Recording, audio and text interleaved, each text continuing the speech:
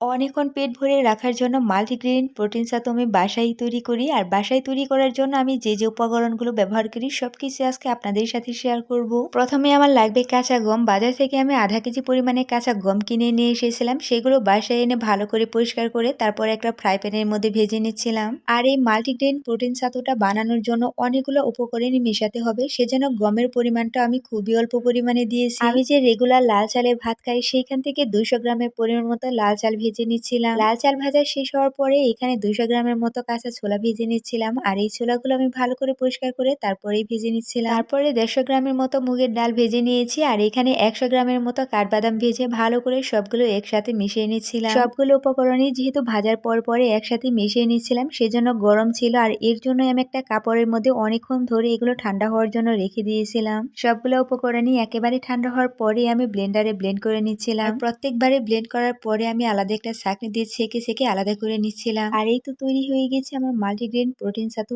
এইগুলো আমি অনেকদিন ভরেই খেতে পারবো। আলাদা একটা এয়ারটাইট বক্সে আমি রেখে দেবো প্রতিদিন একটু একটু করে খাওয়ার জন্য। একটা বাটির মধ্যে আমি 2 চামচ পরিমাণ মতো ছাতু নিয়ে নিয়েছি। আগের দিন রাতের বেলা আমি এই টক দইটা পেতে রেখে দিয়েছিলাম, সেইগুলো দিয়ে ভালো করে মিশিয়ে নিচ্ছিলাম। দই আর ছাতুর মিক্সারের মধ্যে আমি এখানে একটা কলাও মিক্স করে দিব। আর এই কলাটা দেওয়ার পরে কিন্তু এই ছাতুটা খেতে অনেক বেশি মজাদার হয়। আর একটু হেলদি আর মজাদার করার জন্য আমি এখানে অনেক ধরনের বিচি দিয়ে দিয়েছি। আর সবগুলো একসাথে মেশানোর পর এই তো তৈরি হয়ে গিয়েছে আমার হেলদি প্রোটিন ছাতু।